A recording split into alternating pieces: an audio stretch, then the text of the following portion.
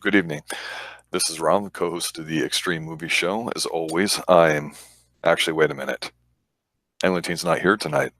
So we're going to talk a little bit about some movie moms, but let's start at the very, very top and act like he's actually here this evening. You're listening live to the Xtreme Movie Show here. I'm your host, Rob Zillow. We are deep underground the Pine Hills Palace in a hidden bunker near the Institute for Criminally Insane. And tonight, a special topic is going to be, since it's Mother's Day, movie moms, hot movie moms. So I've got three lined up that I wanted to talk about. For those of you that have been following the Twitter channel and feed, you notice that Alyssa Milano had put out there a sex strike with the idea of some abortion bill that got passed saying, well, we're not going to put out for men until they actually, turn this over and everything. And it's just absolutely one of the most ridiculous things out there. Now, depending on your political stance, you may agree or disagree and whatnot, but what I wanted to bring up was the fact that she really likes the Xtreme Movie Show. You can tell it because she ripped off our logo, and I do not appreciate it. Instead of black and white, like we like to be extreme one way or the other, she decided to go pink and white, and, well, anyway, I wanted to put Alyssa on here, but that's not going to work. So, first and foremost, we're going to talk about a particular movie mom that comes to mind when we talk about this, and that would be, right off the bat, strong, sexy, sensual Uma Thurman, Kill Bill. I think most people have seen this. They know it's a classic. I think for her, just seeing her kick ass, take names, and basically just being a good old-fashioned Western revenge flick where she's going to kill her husband, fantastic.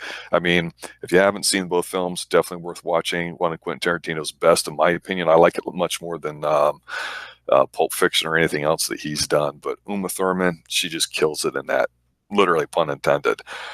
For me, I also, for this list, decided I was going to leave off some of the more obvious things that Eglantine would be filling in for this evening. He may hop on here in a little bit too, so I intentionally left Asians off. Now, when we go to think of another woman, everyone likes to think of Stifler's mom. To me, that's cool and all, I guess. It's a little obvious, so I kind of went away from that. But I'm bringing up, what is that, Eric? What I know is if you're on Charmed. Yeah, one topic we've been talking about, Eric, is that what shows produced nothing but crazy people where everybody's 100% dysfunctional, because Charmed is some of these shows that are really hot. I think you got a good shot of someone being that way. And I just don't mean women, but I mean just people in general. Something like a doomed cast where everybody that comes out of it either was a megastar or something terribly wrong with it, because we all know Hollywood has ghosts. It has, a lot of things to it. So any movie with Corey Haim or any of the Corey Feldman type kids back in the day, I suspect it's got a lot of bad stuff to it, but don't really want to go there tonight for it. I never watched Charmed either, by the way. I know she was on it. I wanted to put her on here for Fear, because I thought she was great, but she wasn't a mommy in it, so I'm saving that for Alyssa when the time is right. Charmed.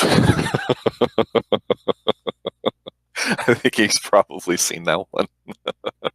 Moving on, we're going to talk next about a movie that is by a Canadian guy that likes to unleash some Canadian violence, David Cronenberg, in the movie. It's called The History of Violence. In it, there's a scene that I'm just going to call the cheerleader scene. Basically, the movie's about this guy who, he owns this diner. Some people come and try to rob him and all that, and he just kind of kicks their ass. And you find out it's like, he's got a lot more back to his history or whatever, but the neat thing about it is Viggo's wife in the movie, the actress's name is Maria Bello. She gets excited. She comes up to the room. They've been married for a while, and she's wearing her old cheerleader outfit back in high school. So she's like, yeah, I'm going to treat you like it was back in the day. And she proceeds to put the hurt on him. I mean, and he's like, oh boy, oh goody. If you watch the scene, it's pretty hot. It's a great film. It's not just a scene for her alone, but that's in it. Yeah, Rose, she's, I believe she was in Scream, wasn't she? So, I mean, even going back that far, you're like, wow, there's a lot of men here that, you want to put up there on that pedestal, but just because of the way they do things now these days, it just certainly doesn't, almost make you want to cover them or give them that spotlight, like Alyssa and all that. And certainly with Rose, she's wants to say Me Too a lot and everything else. And yeah, my buzz is off of that. History of Violence, fantastic film, really worth it. That was during peak Viggo years. The the thing about this actress too, she starred in, I believe it was Grown Ups, and that would have been the scene with her kid on the bench coming up to her, and she goes to feed the kid, and the kid's like 4 years old, breastfeeds right in front of everybody. So Maria Bello, she's not afraid to, show a little skin and act sexy or whatever there too. But every man would be happy to sit there and say, "That's the mother of my child." So she was somebody that maybe wasn't, you know, A-list material perhaps in some eyes, but she, I thought, did a very good job, just being memorable, if nothing more. Because frankly, if you're going to act, you're going to want to be memorable, I think. So I've got one more film that I definitely want to cover too. Obviously, I think we know it's going to be a Diane Lane film there too, but I'm curious. I'm going to check here and see if E's popping on. He is actually celebrating his 25th anniversary with the mother of his children. So happy Mother's Day to him belatedly, and congratulations on that. I haven't had a chance to talk to him since then. Looks like he's got some issues and he's trying to help her out with car trouble. So hang in there, bro. If not, you might come on later tonight and fill in with your top three, Asian or non-Asian. All right, let's take a look at what we got here. Yeah, so she replaced Shannon Daugherty. I wasn't a big 90210 fan or any of those types of shows there at the time.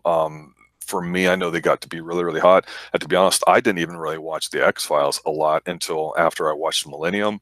Everybody was crazy about Agent Scully and saying how hot she was and stuff. And I think she ended up being a lesbian in real life or bisexual or whatnot too. So it's funny how some people you think of a certain way for a lot of period of time, all of a sudden you go, yeah, I knew they were gay, or oh, didn't see that one coming. But a lot of these ones here, it'd be nice if they could have a show where they could kind of do their own thing or whatever and just let the PC stuff out of it. That way, if they were doing something they liked, maybe they'd shut their mouth and we wouldn't have to pay attention to all this stupid talk that's going on out there with politics. It's just act. I don't want to hear you talk.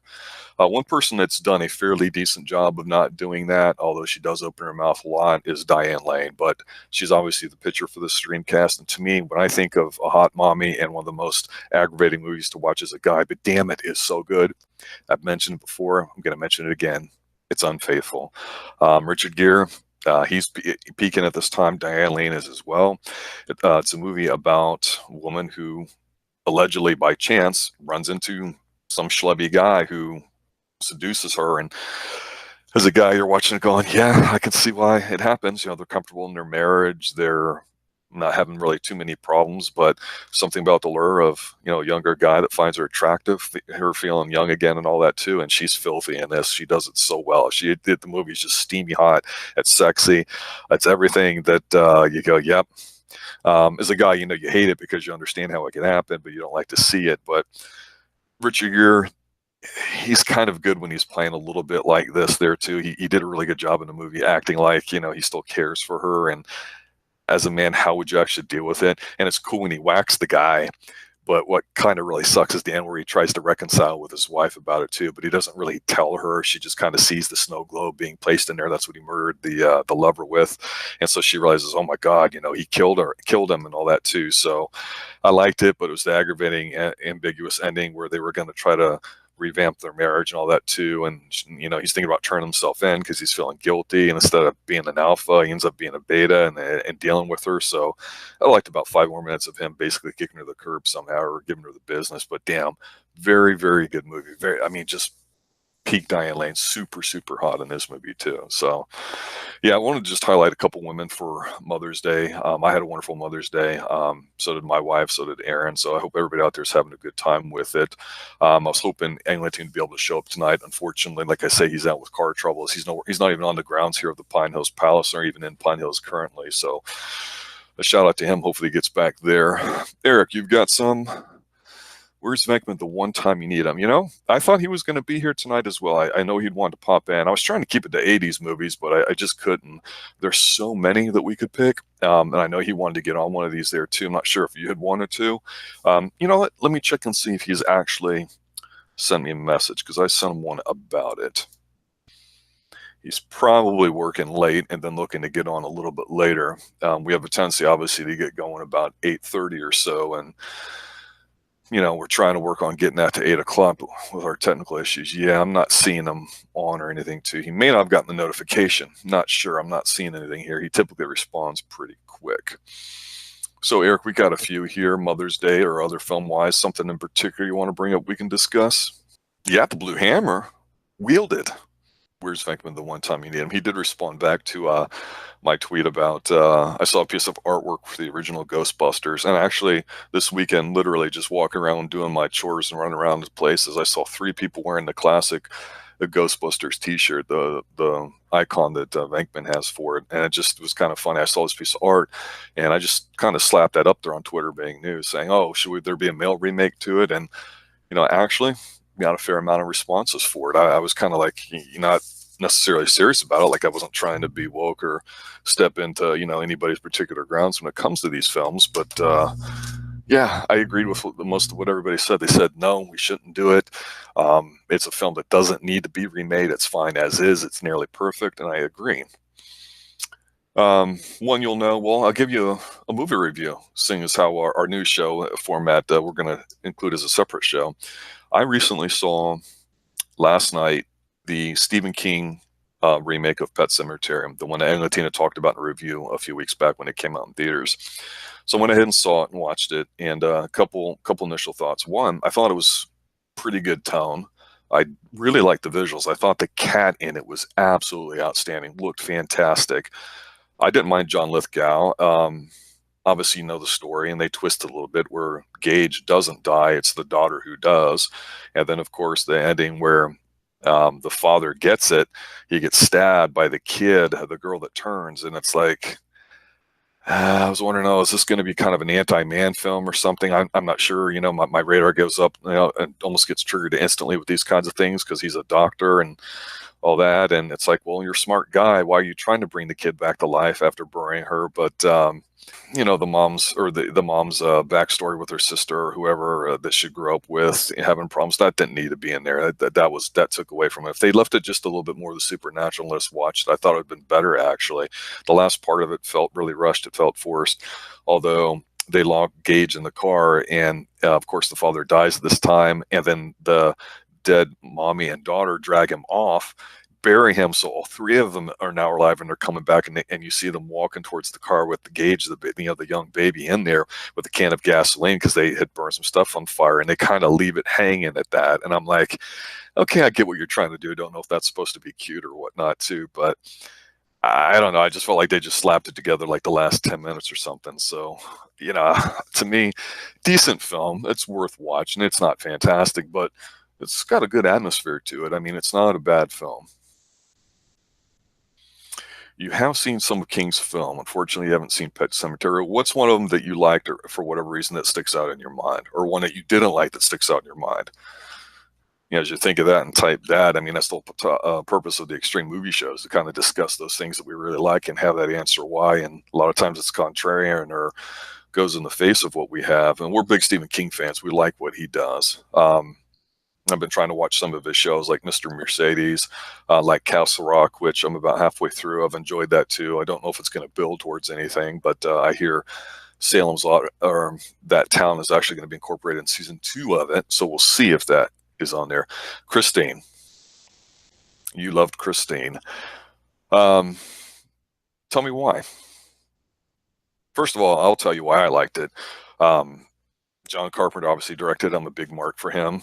It's a John Carpenter film when you've got that 235-to-1 ratio, and you've got gazillions of amounts of lens flare in it too. But the music's fantastic. It's what I always reference as the nerd guy transition. It's got good music. It's a fun film. I liked it a lot. I don't think I read the book, maybe. But with the movie, the guy with the mud chops and everything, I'm like, okay, this is a really cool teenage movie.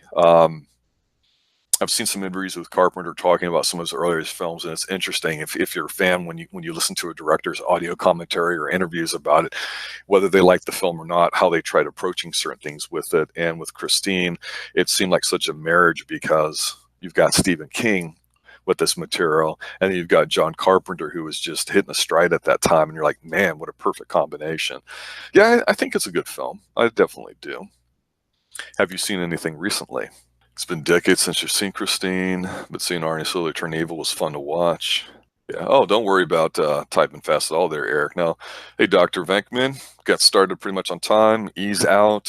Something came up with his wife, car trouble or some nonsense like that. So he's got to take care of that. So he's taking care of the mother's children on Mother's Day. So good for him. He might pop on here any minute now. I've left him the link. If you'd like to pop in, we can go over what we did a little bit. Sure, we can talk for a minute. I believe the link is there in channel. Don't know if you can see it. I think that is it there. Or hey, see if you can accept that. Hey. Good. Testing. Yep, 1, 2, 3. Perfect. Sound nice and clear. So what's going on? Not much. I was actually in Nerdartic Lives. He was talking about Game of Thrones for like, well, but all I gotta say is not really giving a rat's ass about that show, even though I do watch it. The last episode I thought was pretty good and had some scenes. We mentioned that, but I'm like in second place in my work Game of Thrones pool, and these are people that have been reading all the novels and doing everything else there too. And I'm like, everyone's gonna die. Here's the order I think it's gonna happen. Whammy. So I'm looking forward to that. I was telling Neurotic it's probably gonna end up where they're all gonna do a mass, so like a Haley Bombett thing, the Kool-Aid suicide cult. It's gonna be something stupid like that. Well, they're planning on these spinoffs, so I don't think they want to piss everybody off too much. So just from the business perspective, I've been in an economics mood today. There should be no happy endings. There's like that great Queensryche song there too. It's like almost everybody has to die. They can't leave a lot open. They got to do it spectacularly, but then I think they have to, kind of like the end of Breaking Bad, have an episode or a period of time. It's just kind of like Coda, where the end is already hit, and now it's just kind of watching a little bit of fallout. Well, yeah, it, so. Yeah, like Breaking Bad's ending, where you have one person escapes. That's it. So I'm assuming that you just hopped on, correct? Pretty much, yeah. So, okay, so hot movie moms. That's the topic. What's the topic we're doing? Oh, notable moms for movies? Yeah, I mentioned, well, if you got one, go right on ahead. I was going to give you an example, but it sounds like you already have some. Well, does Mr. Mom count? If you think he's hot, I suppose it can. To me, that means female, but, we can be inclusive. Yeah. That's the joke, too, I know, yeah. And it's not necessarily 80s. So, Mr. Mom's super hot. Why is he such a super hot mom? Well, we're doing hot moms? I didn't know that. So I just thought we're just doing like dependable moms that are like there for you. Well, I had started off mentioning the Alyssa Milano thing, where she's this whole sex strike thing. And so jokingly, I tweeted out about it. And then I noticed her friggin' she ripped off my logo as far as I'm concerned. I mean, I have a pretty rare font, believe it or not. I'm dead serious. And I'm like, man, that really looks like mine. She just changed the damn color. And I know she didn't do it, of course. She probably has her publicist putting out all the PR. But I looked at it and went, So maybe she'll give me a shout out on her channel, because I typically don't do that too often. I just send it out to a couple of you guys and one or two others, and I don't know them real well. So I'm trying not to be uber aggressive when it comes to tweeting that stuff out. But the point is what we would consider a strong, independent person that you would be proud to call the mother of your children. So Uma Thurman in Kill Bill was like the first one I mentioned, because she's like an ass kicker, and it's a revenge thing, and she's going back to whack the guy that did her wrong. And I'm like, you know what? I like a woman that's strong like that. So she was like one. So if you want to stick with Mr. Mom, you can. Well, we're going around that route, man. There's a lot to choose from. Well, I only did three. I figured Eglinton would have several. I mean, I could have went for a couple more, but I just picked out three personal ones because I didn't think it was going to be too long tonight. I didn't know if he was going to be able to show. So let's talk about one you've got. Eglinton would have chose the girl from Tomorrow Never Dies. You know that. But was she a mother? I don't know in real life. She might be, but I'm just saying. I was doing movie moms, not women that have children per se that happen to be actresses, like in real life, actual ones. Yes. Didn't Sigourney Weaver adopt that girl in Aliens? Yes. So I think she did. It's been a while since I've seen it, but yeah, the one you're talking about out of that film. Ripley? I would choose Ripley. So you think Ripley's a pretty strong character? Pretty much. She's the epitome of like badass females in movies. Plus, she's So to me, she definitely knows how to like handle a gun and weapons and all that. She seems very confident when I saw her nose. But I think for me, watching her, what I liked about it was, was it Paul Michael Glaser in there? He's such a douche, and he's an ass wipe, but she handles him and even the other stronger guys pretty well. Like, they're like, yeah, okay, she's standing her ground pretty well. She's very assertive, and I thought very firm and convincing in that role, which I don't think a lot of people can be. So I think you're right. I definitely agree. Some of the lists I were looking at today, a lot of people wanted to put Terminator. Is like, oh yeah, that's an obvious one. I want to stay away from that, right? Yeah. But instead of her, they're doing Emily Clark, I guess, out of Genesis. Really? I guess, yes. And I'm like, because she's pretty. I'm like, she's 5 foot nothing. She's beautiful. She's this cute little button. But I'm like, come on, dude. Well, there's no contest. Which are you going for? You for Hamilton? You going for her? Oh, Hamilton, without a doubt. Come on. I kind of liked Lena Headey a little bit. That version, the Sarah Connor Chronicles. Well, that's TV. I was doing movies, but I actually liked the show. I did like the show. I thought she was good in that. Yeah. But if you want to specifically stay to movies, I agree that Linda Hamilton is probably the better ones. Yeah. Because Emily Clark is just like, she's like, I don't know, it's just like plain Jane to me. It's like watching a Brie Larson movie. Yeah, I mean, I like her in Game of Thrones actually getting a little psychotic, and I liked her starting off kind of the way she did and how she got a little evil. Seeing this last little bit of her get a little kind of sweet on John, but not really. She's got to go full on psycho, and when she does that, she's fine. But I don't see her necessarily as a strong one. I just see her I see her more as a crazy woman, not the one you go, I want that to be the Mariah Carey. It's not that she doesn't have strength, but it's the different kind of strength. We as guys, like to think of women as just being in a certain group, but then there's special ones, the unicorns that stick out. They go, oh, they're possibly marriage material, they're possibly strong, and it draws your attention. And so I don't know. Neither when I think of Terminator, I don't think of her. I think of Sarah Connor. Or the original. Yeah. Yeah. Interesting thing. I was watching Mad About You, the TV series. Mm-hmm. And then I went and watched Aliens, and I realized, hey, that's Paul on there. I'm like, what the hell? Yeah, small world. And I think he's produced a lot of stuff there, too. It's like, holy crap, this guy's got his fingers in a lot of stuff, and you don't realize it till you see it, because he was in a lot of stuff. I mean, I was only probably in the 90s. I was probably 12, 14. So, I mean, when I first watched Aliens, I was watching, I watched the censored one on TV. Mm-hmm. Because it was Sunday morning or Sunday afternoons. They had Super 18 by me. That was that's all I did. You watch movies all day long because there really wasn't internet yet. Right. Oh, yeah. You have to go and you pick up and you go, well, this is all they've got. I'll pick whichever one I think is the best or might be entertaining. Oh, yeah, absolutely. Yeah, my wife put on the other night something, and I'm up here working, and I kept hearing something downstairs, and I'm listening, and I'm like, oh, I know what that is. And I'm like, are you watching The Substitute? And she goes, yeah. And I'm like, that's a great movie. And she goes, I know you think that, because every time it comes on, I say that. And it's a fun, entertaining film. I don't look for it, but I liked it a lot. Unfortunately, the problem with The Substitute is kind of really didn't have a hot mom in it. It had a, independent woman and, got her leg broke or whatever, her kneecap banged up at the beginning. So it's a nice plot. But for tonight's theme, I went with, for a second film, I went with another movie that I liked a lot, A History of Violence with Viggo. Have you seen that? It's been a while since I've actually watched that. That's the one where their house is invaded and he has to save her. This is the one where he runs this little diner, and he's like an ex-gangster or something like that, isn't he?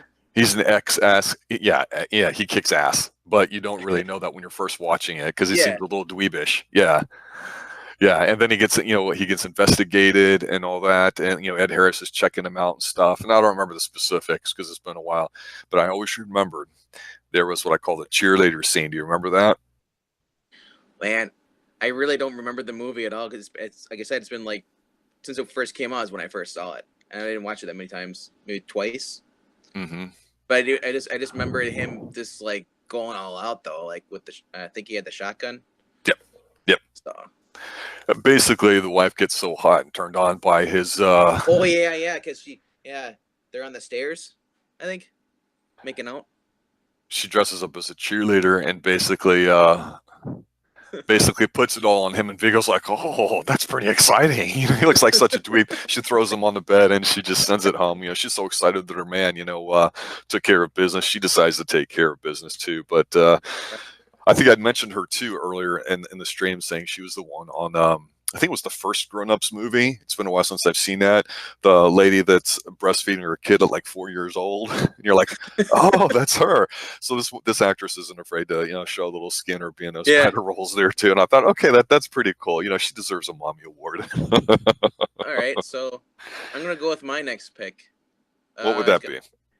It's going to be Karen Barclay, played by Catherine Hicks in the Chucky movies. She Really? Well, she lost her husband, in the car accident prior to events of Child's Play, and she raised her son Andy in the urban jungle of Chicago, basically, all on her own. And yeah, Andy may seem a little bit detached, but she, despite her paying retail gig, she made sure that her son was like basically opens his presents, on his birthday, even if the present is a doll possessed by a spirit of a serial killer. Mm-hmm. But she didn't know that. But she doesn't give up on him though. Even after he's like, committed, she still, hunts for him, for answers to the police. She cares about him. That's kind of an interesting view. I didn't really even think about that way. I think on my radar, I automatically kind of eliminated just single moms just in general as a class of people. So I was going, what are out there? I thought revenge. I thought, fighting. Because remember, she sets Chucky on fire and she fights him. She doesn't get the killing blow, but she's pretty badass. That's a good take. That's why we do that. That's pretty extreme. I mean, I like that. That's well done. +1 right there, huh? I ignored Asian women because like to your point, like you were saying, he'd have Tomorrow Never Dies chick on it. Some other there too, huh? I had just got done. I think you came in right when I was finishing up talking about Diane Lane and Unfaithful. Oh, that one. Yeah, that's the one. Do you like that movie? I hated the ending. I thought Richard Gere was fantastic, and I thought she was phenomenal because it's like there's, I think, there's movies, there's reality, whatever you want to call it. And then there's what's entertaining, which doesn't have to be either. But for me, watching that movie, what I liked about it was how they were, a successful couple and everything too. But it's like everything, after a long period of time with somebody, you can get comfortable and things change and sex isn't what it used to be and everything else. And there's nothing wrong with that. That's just the evolution of relationships too. Okay. But here's a woman that her sexual value gets reawakened. She feels it again, by a lustful, horny, dweeby guy. But I just felt bad for Richard Gere the whole entire movie. I'm thinking, like, why doesn't she just divorce him then? Like doing this behind his back. Well, but here's the thing. You can argue about all this and it's inflammatory. You could say that most women would do something like that because she's not in a bad relationship. No. Why would you leave?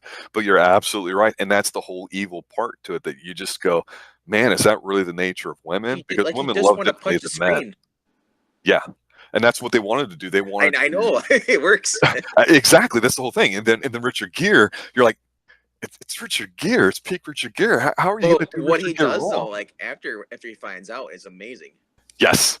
So it's all worth it. Say anything, and he just puts the snow globe back. I'm like, oh fuck yeah, that's good stuff. Because I was watching. I'm thinking like, well, what if he doesn't find out, and then he finds out? I'm like, oh, this just redeems the whole entire movie. Yeah. But the ending sucked because it was that ambiguous thing, and I don't like it. And I think she did a good job of realizing that, hey, my husband's not effing around. He really is the man. I'm going to be with him. But as a guy, you're like, yeah, you really still dump her because she did it once. She's going to do it again. She ain't loyal. See ya. It's one thing to share a woman if you're not married or something, or a woman go, hey, this guy's so good, I don't mind sharing with another woman. They may not like it, but they'll do that. But in this particular case here, Diane Lane, you can understand how it happens. And that's the whole painful part of the movie is she allows it to happen. You understand why. It's realistic. You don't like it whatsoever. And then you're like, damn it, but that's Richard Gere. That's not that's not the schlub down the street, the average Joe guy. That's Richard freaking Gere. And I know it. Like in every movie he's been. you know, as queer as some guy might think he's effeminate or this or that, he's a studly kind of guy. He's He not. had a He was a sex symbol back then at the time, and he still yeah. has a little I didn't class. like him in Gentleman and it was a gentleman and a lady. Officer and a Gentleman. Or Officer and Officer and a Lady, or that was yeah. Did you see American Gigolo? I watched not all of it, but I mean, I just didn't care for the movie. I'm like, this is just too soapy for me. Yeah. Like even the Pretty Woman was like more entertaining. It was not a fan of. And I do not care for the girl that's in there. Forget her name because that's how little she means to me. You know, it was. This movie is so fantastic, though, and it's like I just had to put her on her, even though she's not technically a good wife, honestly. So I kind of broke my own rule, but I just thought it was a pretty realistic portrayal, which you sometimes don't. Yeah. Yeah. For Richard Gere, though, he's like a guilty pleasure of mine. And did you see Internal Affairs? You have to refresh my memory on that. That's the one where he's the crooked cop, and he's getting investigated. Is that recently, or is this No, like... This is like early 90s, like 1990, 1991, Internal Affairs, I believe. Honestly, the 90s, I was watching like Under Siege. No, I get it. I get it. Jean-Claude Van Damme, because I was still exploring all those movies, so I didn't get a chance to watch that one. But yeah, I was watching all those Mercury Rising. Oh yeah. No, Internal Affairs. It's like a thriller. I like crime stuff like that. And Richard Gere, he's an asshole in this movie. He's manipulative. He's just a cocksucker, bad guy. He really is. But he's so friggin' charming in it. But you've been waiting to use that. You've been waiting to use that term all night, haven't you? Well, it's just. On a Mother's Day stream. There you go. I can see why women are attracted to him. No, it's just funny. We're on a Mother's Day stream and you use the word cocksucker. Oh, but when you watch this movie, there's a scene in this movie where he's messing around with the man's wife, I think, at this table, right? And they're like talking about some bad deal that's going to go down, right? Yeah. So he's staring at the guy and he's having a conversation, but the camera shows while he's doing this, they're showing underneath the table. He's got his hand on a woman's thigh because this woman hasn't been, taken care of good in a while.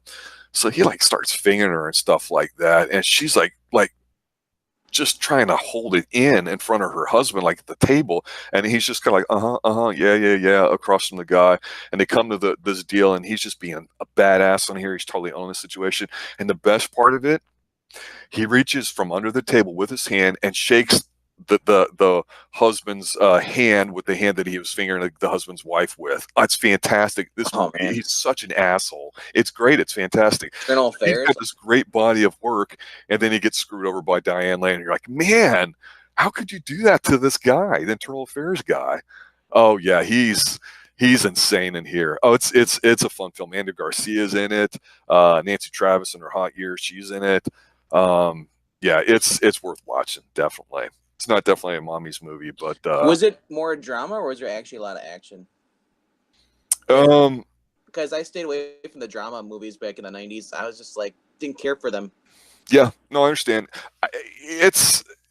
There's some violent scenes in it, but it's one of these tense things because it's a testosterone film without all the action kicks. Because I watched LA Confidential. I know that's more of a drama, but there was still kind of an action in there too.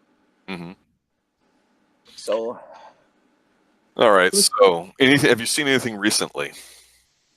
Recently, as far as like new movies? Yeah. Anything good that you want to talk about? Oh man, the last movie I saw was Endgame, but there is a movie that I probably want.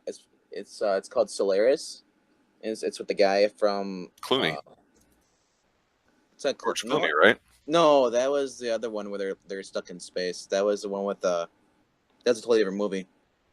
Solaris is the one with the guy who played Trevor, that did the voice of Trevor on GTA 5. The actor, he's also played Simon on The Walking Dead. I was gonna watch it the other day, but I didn't get a chance to. But the gist of the story is that he's in a spaceship that's drifting towards the sun with no power, and he's basically like talking to someone who answered his distress signal, and they're trying to help him. It's basically it's just him the whole entire movie. Right. So it looks pretty good. And considering he's like a very good actor, I mean, the guy just blows me away in anything he's in. I don't know if you've ever seen Walking Dead. He was Negan's right hand man. Okay. He Yeah, just 'cause had. I know that the George Clooney one, which is what I thought you were talking about, was a Oh, remake of the original one, and it was something like that. And I don't believe I've seen it. I think I've heard mixed things about it. I've heard some people say, no, actually, it's pretty good. You would like it. I've heard some people say it's boring. It put me to sleep. So, I didn't hear anything bad about it. I guess it just depends on what you like with it. So, yeah, huh. yeah. You talking about the 1972 movie? Well, there was a 72 movie, and then I guess they redid it Okay. like 10, 15 years ago or something. Yeah. Huh. No, for No, sorry, no, Soulless. Soulless, not Solaris. Okay, that Sorry, makes sense. couldn't remember it. Soulless. Oh, that just came out. I see what you're talking about. I'm looking at it right now. Okay, yep. That guy looks familiar. Okay, I have not seen it. Just any movie he's in, he's great at playing like. And if you've ever played GTA 5 or seen clips of it, he just plays like he's the guy running around in his underwear, basically just like. He's got a bunny, and he's just basically just foul mouthed, the most disgusting guy you'd ever don't want to be around. Hmm. But he's just badass. Whenever he just destroys everything, he doesn't care. He's insane. And then just the way, because the game is, they use a mocap, so it looks just like him. So it's basically just an actor. And then you see him on playing Simon. He's just as disgusting. Well, not that bad, but just the point where he's the guy. He's like, you don't want to mess with him. He's the guy that will kill you and not hesitate about it. But yeah. So whose turn is? You just shared your pick, right? Yeah, I mean, we're just doing a loose one tonight, like I say, you not being here. So I just kind of want to do the Mother's Day thing too. Now we're just kind of a little bit topical. I know that, yeah, right when you joined or right before that, Eric had brought up how he really liked Christine, and I'm popped for that because I'm a John Carpenter guy. Which Christine though? Isn't there like two? I don't believe so. I believe there's the John Carpenter one, which I think was 1983. I don't believe it's been remade. Um, I'm looking that up right now. I know There's a it's 2016, 1983. I think. Isn't there? I thought. Yeah, but it's not the horror film that he's talking. Oh, it's a different one. Okay. Yeah, it's something, some chick flick or something. I actually read the book back when I was in high school. Yeah. I thought the book was actually better than the movie. But Yeah. I mean, movies are cool. You get to actually see the parts in the book, but I hate the fact that they edit so much out of the book to the budget. Yeah, and I thought they would do more films because Stephen King, no matter what the material is, it just seemed like, oh, it's horror material, thriller kind of stuff. It would just fit in perfectly with John Carpenter, who does such a fantastic job of making a movie and stretching things out or whatever. But watching this nerd guy, go from having a decent friend and all that to kind of just being an asshole really is the whole thing about the film there too. And it's probably one of the last films that treats driving cars and having an affinity and a love for a car somewhat seriously. I don't count Fast and Furious; those are action movies; those don't count. But John Carpenter, he always wants to work, but Yep. God, I wish he would have done more with Stephen King material. I think it could have been a lot better because they had a lot in the '80s, but some of it wasn't very good. So sticking with their theme, if you're gonna go with that, I was gonna name another horror movie mom, Donna Trenton from Cujo. Oh yeah, Cujo was decent. Yeah, wow. What made you remember that one? I'm just thinking like all the horror movies that we go through. There's a lot of them. Like I said, you had Ripley was kind of loose, as but then you get to the other two, Donna Barclay, and then you get to Donna Trenton. Donna Trenton, the fact that she with the dog, she's protecting her kid at any cost, even though that she's kind of like the character you wouldn't we really wouldn't want to root for it. Just the fact she cheated on her husband in that movie. Yeah, there was something at the beginning I remember, and that's why they weren't together at that time or something. Yeah. Huh. But then it turns around, and then she fights tooth and nail to protect her son from the rabid dog. It's just like those movies. Like that was another Stephen King movie. Mm-hmm. You don't expect these characters to just go that level of badass. Back to time, women weren't really that going into that direction in movies. They were still kind of supporting actors. but Ripley and all, and Sigourney Weaver and Dee Wallace, they're pretty much changed the whole cinema when it comes to that. You wouldn't have all these other ones with where these girls like Arya Stark and the Game of Thrones, where other ones, they wouldn't be there if it wasn't for these people. Yeah, I think there's a good template out there for that, because instead of just being sidekicks and sex objects, that they can be strong and all that too. And I think for me, one of the things over on England Teens, ever increasingly popular, about to pop 18K if it hasn't already, subscribers, I Love Comics channel, is that he, has to deal a lot with, the topic of the days and the news items that come out, and he has to cover all that. And so with our channel here, the Extreme Movie Show, he definitely is on top of certain things with it, and I bring some things up with him. So one of the differences we have about stuff is that I can really analyze and critique something in a negative way pretty good. I try not to do it too much, and I took a little bit of heat from some people I know personally who listened to the Christmas special we did when he said, "Oh, is a Christmas Carol socialist or whatever." When I went on my little tiny rant there for a minute without even anything, and Dalton got intrigued by it, and we debated it briefly. Those kinds of things we can do, but we want to usually just kind of limit it to stuff that we think is positive and fun. And so when you're talking about women that present a strong role, I would agree with you. I think there's merit to your argument about how if we didn't have some strong templates like Ripley in the 80s, Sarah Connor, you might not have a lot of these kind of strong roles. But I think at the time then, it wasn't that she's beautiful or sexy, can handle a gun that's attractive as a guy. The whole strong, sexy mom thing is the things that we value in, the mother of our child. We want her to be strong, independent, be able to handle herself. That doesn't mean she's not a woman, she's not feminine, can't do those kinds of things. But a woman's a woman, a man's a man, and everything else about all this other kind of stuff gets to be a little bit nonsense. And Eglinton and I do agree on that. So we just love it when a woman just acts like a woman. And I bring it up every time when I talk about Rocky 2, when Rocky's trying to do the right thing, and then all of a sudden, he's feeling kind of guilty about the fight, and then finally they have the baby, and just Rocky, just go win for me, and gives the blessing. I mean, that I get fired up. It's such a womanly thing to do, and it was just done well. And people can call it schlocky, but it's awesome. It's fantastic, and it's strong. Even though people go, Adrian was a plain Jane or this or that, it's absolutely, Well, yeah, Rocky movie, yeah, all those, yeah. At first, the first one, you're kind of annoyed by her, but then you're like, she grows on you. Yeah, because I think it's unrealistic for men in general to think that women act the same way, because no, they may be adults, but women are different than men. Therefore, they're going to just approach things differently, and that's not good or bad or right or wrong. It just simply is what it is. It's the nature of it. So, if a woman like Diane Lane and Unfaithful is still kind of happy and content and doesn't have a reason to cheat, and the fact that she can be so overpowered by a young stud that can make her feel young again one time, that's realistic. I'm not saying you should act on it, but it is something that you have to deal with it as a human being. If you're Diane Lane and you're like 35, 40 years old, there's not a lot of Diane Lanes out there, but still, yeah, that's why it's tough. But I think another one that was like that was, you talk about somebody, is one movie that I know Dalton and I disagree on, as well as Eglinton, is I really am a huge fan of Eyes Wide Shut.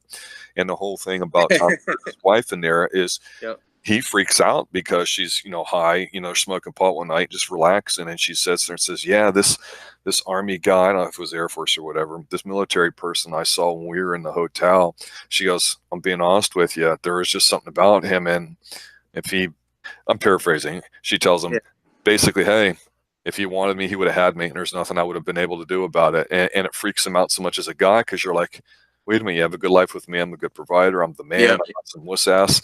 And that's what sends him down the spiral. It's about not being sexually confident. And that's one way you can look at it. So there's all these weird scenes that, depending on how you look at it, add up. You bring up that movie, and I think of Indecent Proposal right away. I despise that film with a passion. What did you think? The book was even worse. The book actually showed, if you read the book, it actually had, the movie cut out the whole sex scene, but in the movie, she actually sleeps with the guy, and the book actually tells you all about it. Mm-hmm. And it's pretty graphic too. I'm like, wow, and this was a bestseller. My favorite part of the film was, well, two things, unrelated, but Sade has a song in there, "No Ordinary Love," great song, love Sade. But they talk about it, and you know what? Honestly, they approach it probably as realistically as you think a couple would do, because Yeah, it's probably like $2-3 million now in today's money, or five rather yeah. than a million back then. But they're talking about it. They whatever. They love each other. They feel bad. They seem genuine. Woody Harrelson's turned out to be a decent actor. People like him. But at the end, and it's true, it's like a guy, you're sitting there going, you're What have not I done? talking about it. What's going on? Yeah, How do I measure up? What's the deal? And she's trying to be the good wife, but then she kind of breaks down and cries, if I remember correctly. It says yep, something like, yep. "No, he was really good. Like, he was really tender." And you're like, "Yeah, Robert Redford just backed the shit out of you, woman. He showed you another side that Woody never could." And you're like, "Wait a minute, wait a minute, wait a minute," and it breaks them. The That's why I original. hated the ending. Was I stupid. don't I know if you know thought, about the original book. The original book is actually the husband was Jewish, and the guy that she slept with was like an Arab sheik. oh, Totally different. So they totally changed it for the Hollywood did. So that's what I'm saying. The book was really graphic, and I was like, man, because I don't know if he was half Jewish, and he went to go join their Israeli forces. After she did the thing deed with the other guy, mhm. they divorced, separated, and then at the end though they get back together though, like in the That's movie. crap. A real man wouldn't do that. It's true. I know. But I mean, there's not necessarily a lot of real men out there. They're tough to find. That's one of my things. There's not a lot of good, what I My would thing call is, role my models thing out is, there, or women. would you really do that for money? Then I mean, that's not a relationship. If you're gonna, I understand you're broke, but you try to make it work. You don't just like, okay, well, I'm gonna pimp my wife for money, and then get upset about it. What? It's like, if that's what you want, you guys are okay and talk with about it. But it's like a lot of people just kind of don't recognize what it takes to, it's hard. It's not easy, and it's supposed to be hard. Otherwise, everybody'd be married and, happily and all that too. So that's relationships there in a nutshell. And Holly Weird has such a, Well, disgusting way of perverting them. And I know that over yeah. on comics, you guys talk about that stuff all the time. It's infuriating. And that's one of the reasons why Hollywood does not like as the whole much. family setting. So man, they don't know what love is. So they pervert it.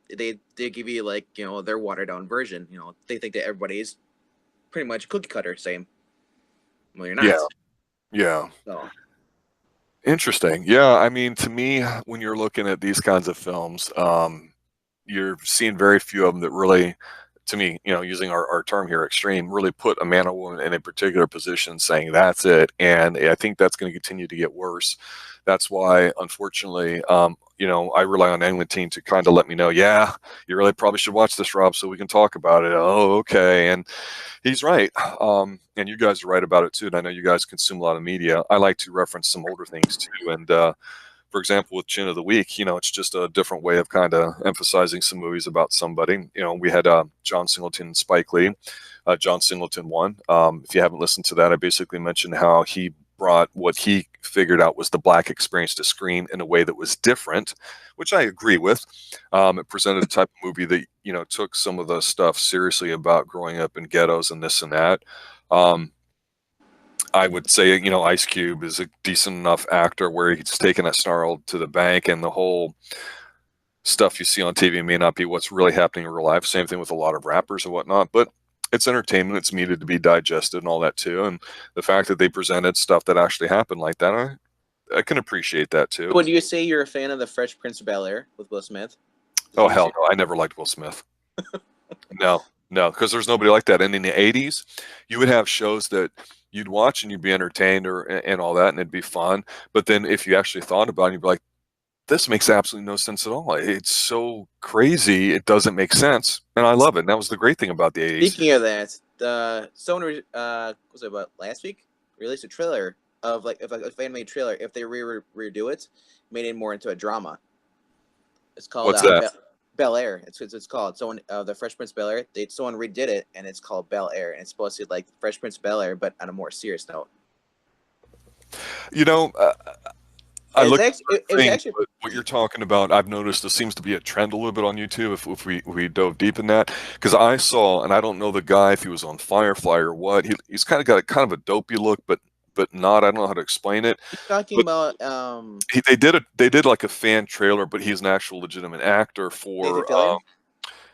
for the PlayStation, the Nathan Drake video game. Yeah, Nathan Fillion. Yeah, I saw Yeah. that Uncharted. It's And really I went, good. you know what? That looked good. That made me want to see the movie. Not that there is one, but No, what they did was fantastic. Well, the reason he did it because fans for like forever had been asking him to do it.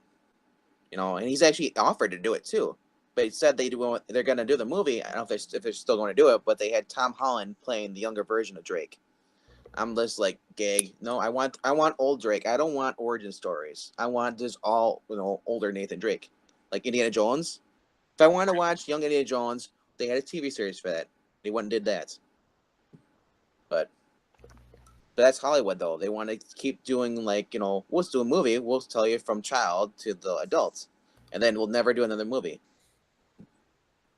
You know, at my station and age in life here, underneath the Pine Hills Palace, working on stuff here with the Anglin, one of the things I try to do is, I really like listening to music and stuff on the side. I don't proclaim to be a musician or anything, but Steve, I thought you guys were in a motel in Florida. Motel? Yeah. Motel? What are you talking about? No, you guys are in a bunker. Underground bunker, because we're preppers on the side. I thought it was a Motel 6. We have a Bro, come on. We have a sprawling estate here. We have the last little bit of natural orange trees that haven't been polluted or lost in freezes. We have a few roaming stray German shepherds. We have some solar backup too, with an organic raised bed farm, and a few buildings too. So nothing too palatial, but we like to call it home.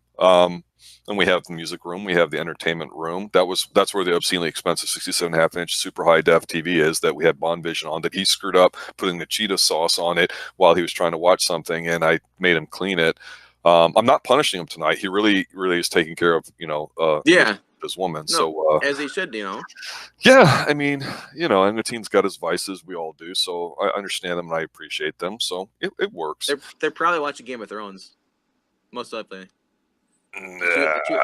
She was on episode 4 last night at the end of the stream. So we're doing their stream last night on his channel. So. Well, Eric had put in channel there that someone worked a Shining romantic comedy. I've not seen it, but I'll probably go look for it in a little bit. What I was trying to get to with the music point is that it's interesting that people want to do their own covers, and there's all this stuff out there to make music and edits.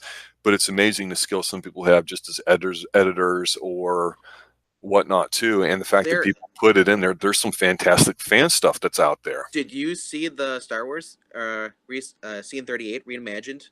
No, I have not. You have to watch that. It's basically the fight between Darth Vader and Obi-Wan Kenobi. I think was it the Return of the Jedi, where old Ben dies? Can't remember. It's been a while since I've seen those. I'm not a big Star Wars fan, but I mean that was like one of the best scenes I've ever seen. Like reimagined. It's a longer cutscene. It's just Vader going badass.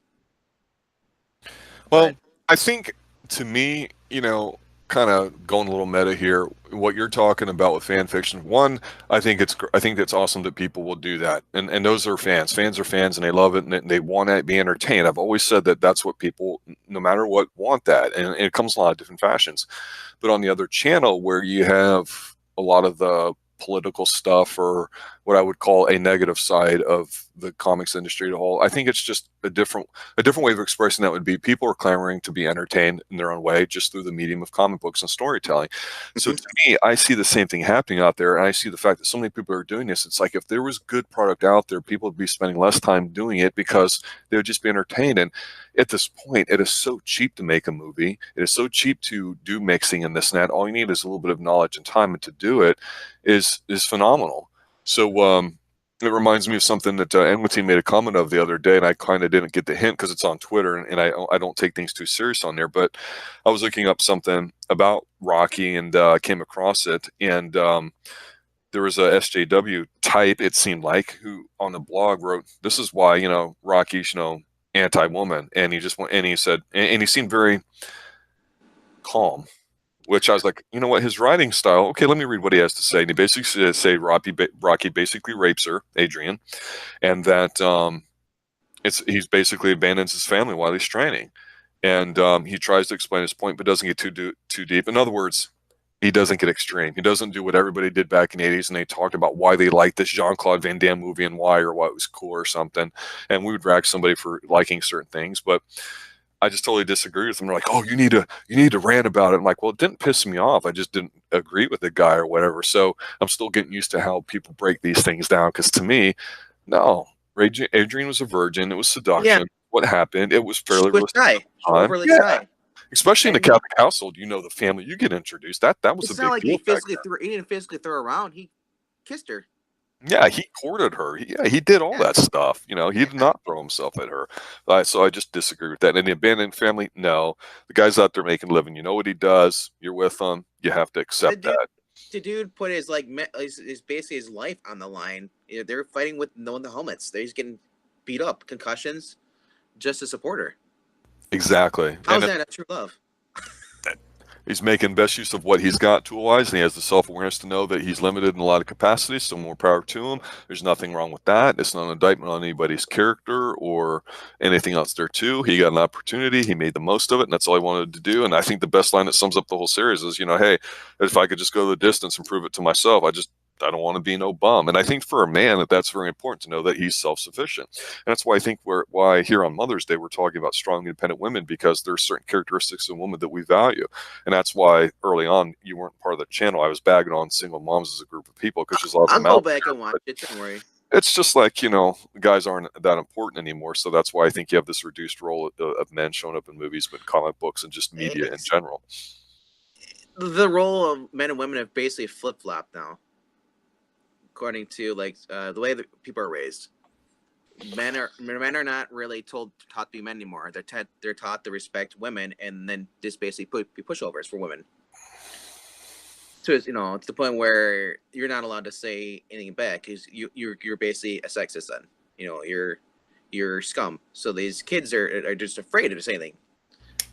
And then there are the women who are taught, to say empowered. It's alright to be empowered to be female and stuff. Be independent and stuff. To the point where they're taught, to be feminists.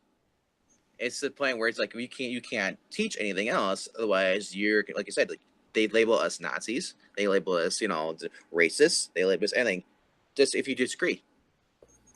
But I don't want to go rant on that too much. But well, I mean, I could create a whole other channel and do all that too. But the one thing about the Xtreme Movie Show is that we just like to have fun talking about these kinds of things. And while I agree with that, I think it just kind of comes up to the fact that, okay, who's writing these movies? It's progressives. It's people that don't really know what 70-80% of the general population is pretty heterosexual, pretty straightforward, somewhat conservative, not completely.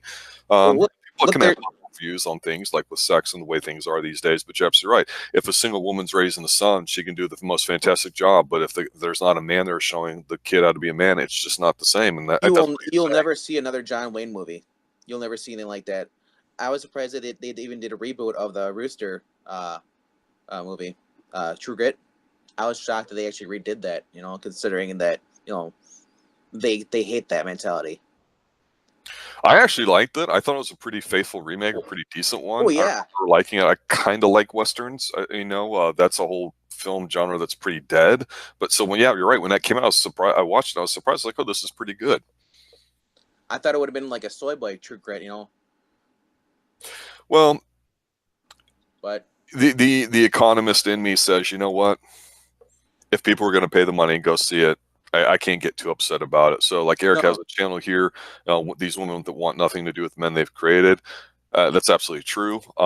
And so I would just sit there and say, you can get mad, you can get angry, you get upset. Just do what you're going to do. Have fun with it. Take the hits along the way and enjoy it, because the more you're kind of true to yourself, the more you're going to attract those kind of people to it. And I mean that not just as a human philosophy, but an entertainment one as well. And that's why I like to talk about horror movies a little bit, because you can make them super cheap. They'll make some good money. Oh, yeah. You can have a pretty good structure. You can have some adult stuff into some violence. You can have a little bit of whatever and be entertained. And it doesn't have to be, three levels deep, in drama and sex roles and this and that. My only complaint with horror movies is that they're basically all supernatural now. You really don't see that many that aren't. It's all about demons and ghosts. This is where back in the day, you had Michael Myers, who actually had serial killers, Texas Chainsaw. They've kind of strayed away from that. Okay.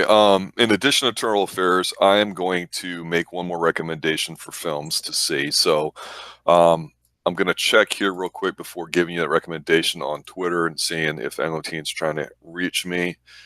Not seeing that yet. Okay, so to me, fear of the unknown is obviously in all of us, and it can be shown a lot of different ways. One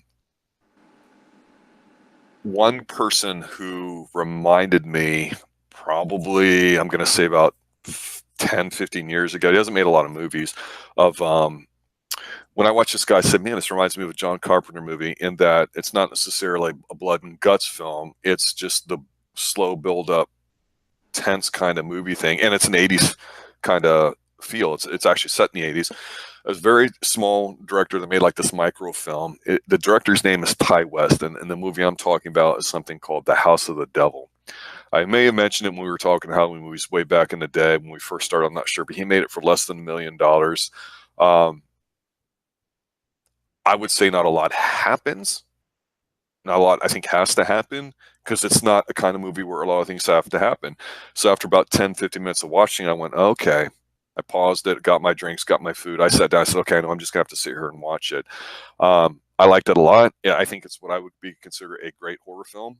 It's not one that anybody's probably going to know about unless you go looking for it. But that's the kind of film that, I want to spend some time talking about, because ultimately we're going to have separate lines on the Extreme Movie Show dealing with horror or science fiction, depending on the feedback we're getting from the people in the channel. So to me, this is one I've always put in the pocket. So in addition to Eternal Affairs, check out House of the Devil by Ty West. Did you catch that? Ty West, House of the Devil, and Yeah, Eternal yeah. Affairs? I was typing. He said I muted my mic by accident, so I wanted to hear clicking. Gotcha. Yeah.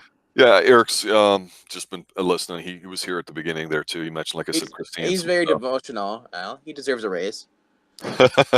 He's got the wrench. You need to watch out. Yeah, so I mean, in closing here, like I say, Mother's Day, it was just kind of a lighthearted topic I wanted to share with Tina. I thought he'd get a kick out of it too. I figured he'd have a few different women, because frankly, who doesn't mind talking about women? I just want to close up with two other women that we haven't mentioned, though. Go for it. You got Margaret White from Carrie, and you also got Laurie Strode from the Halloween. Both were mothers. Okay. Yeah, I could see that. I think they made Laurie a little. Yeah, they got the Halloween H2O. That's what it was. Her son, John. Remember the very young Josh Hartnett played her son. Excuse me, you mean Josh Hartnett? Yes, Josh. Is he really hot anymore? Because I haven't seen him in anything really. He was in Penny Dreadful. Oh, that's right. And a few others. He was in that. Was he Jekyll? No, he was the guy that eventually ended up being a werewolf. He was like a hunter. Oh, he was pretty good in it. He wasn't bad in it. It's a decent show, actually. Yeah, it got canceled too early. Like 2 seasons, I think. 3. And it had a star cast too. I couldn't believe that. Timothy Dalton, Chin of the Week winner. Actually, he's the guy that started the whole thing. Yeah, I mean, well, he basically did benefit from that. He moved on to Doom Patrol. Who did? Timothy Dalton. He's on Doom Patrol now for DC. He plays the chief. I have no idea what Doom Patrol is. Doom Patrol is basically like the rejects versions of like the Titans.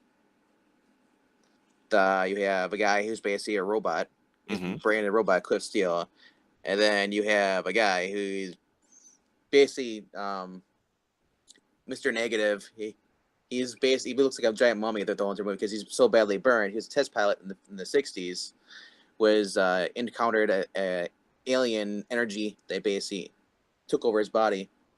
And then you also have Crazy Jane, who has like over 60 different personalities, with each has their own superpowers.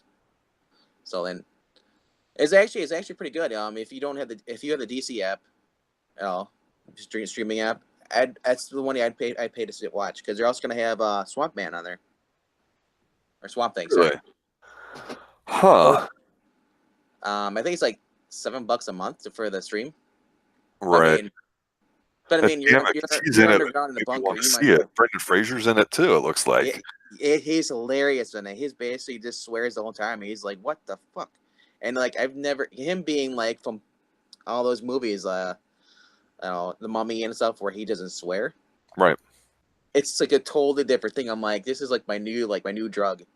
Because him and Jane are always fighting. They're like, because he wants to be with his daughter. He found his daughter still alive. Right. And then Jane, who basically is like a daughter figure to him. But so basically, and they're all trying to find Timothy Dalton, who's the chief, who's been captured by this villain called Mr. Nobody, who has basically the power to rewrite reality if he wants to. And it's who's the guy? He's from Firefly. That guy. Not that guy. It's the The other one. guy. Oh, you mean that guy? I gotta look it up here in a second. Well, yeah, I guess that's an old comic book thing because you said DC or whatever too. But man, gosh, and that's the thing. I decide really hard, Alan like, Tudyk. should I see it or not? Who? Alan Tudyk. Okay.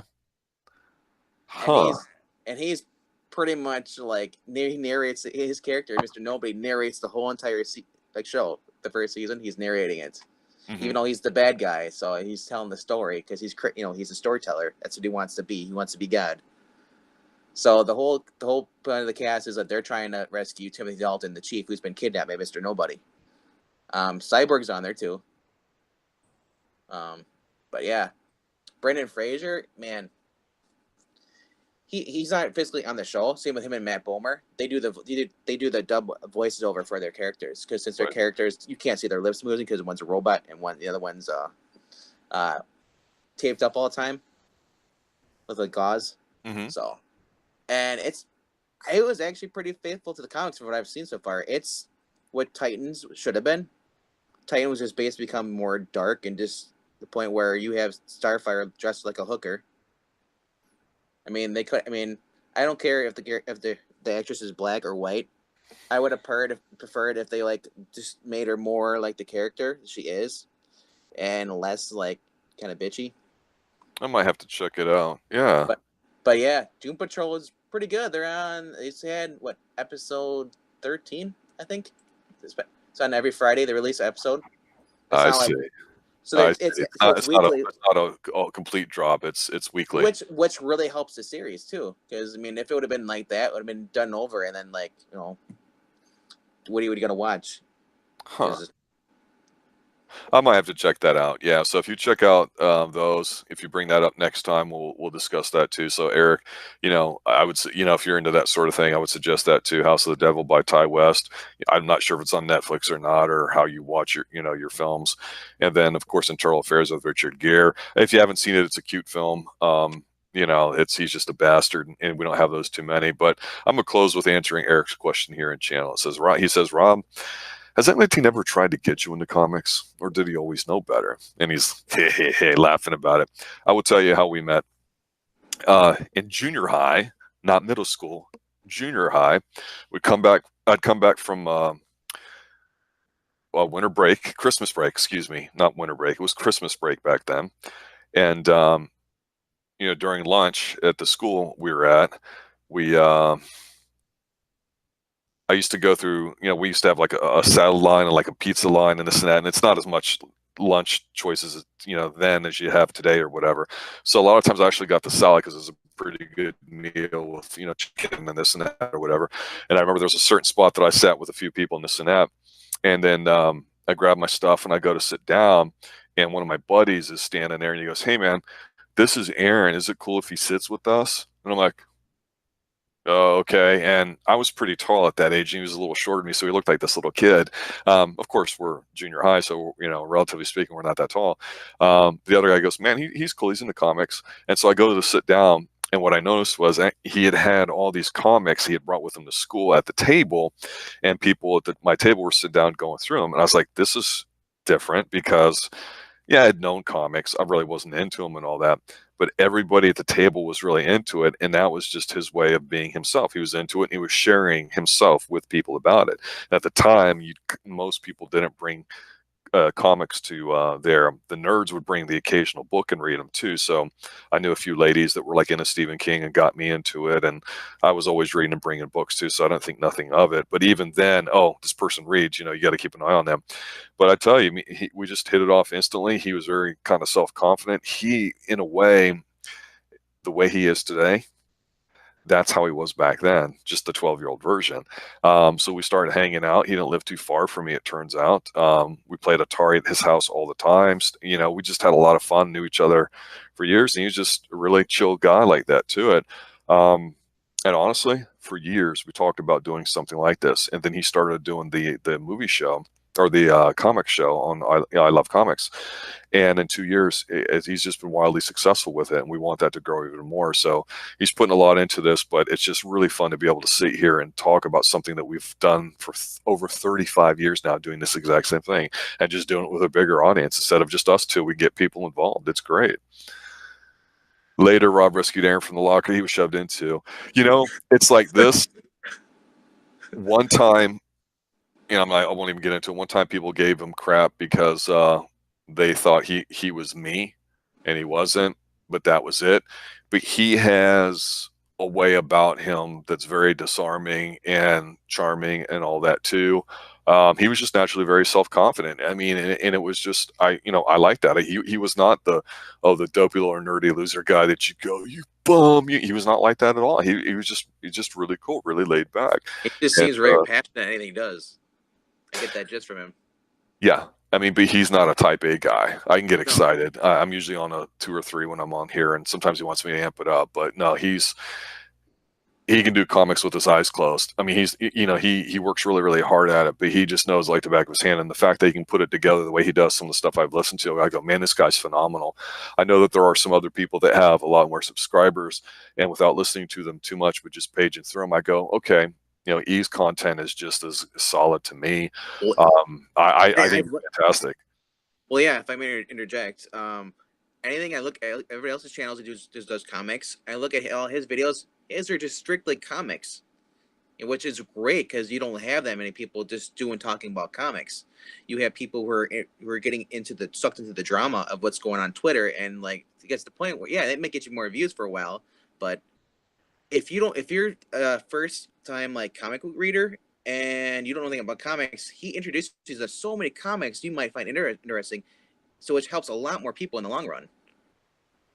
Yeah, he was the kind of guy that would say, hey, man, I know you're not into comics, but you might like this, you might like that. And he would bring a couple in and just let me borrow them. You know, but he'd be like, hey, don't wrinkle the corners, don't, you know, whatever like that. And he had them in sleeves, which I had never heard of before.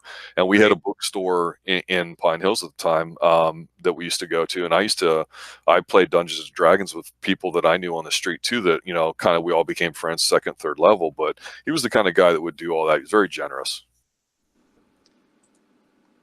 And Eric says he's the reason I spent so much time on comic book on YouTube, and he may be the only one who knows more about comics than me.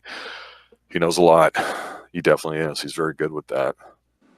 All right, guys, it's time to call it a night. Appreciate you guys being here. You guys come up with some ideas you want us to talk about. Obviously, you know how to send us an email.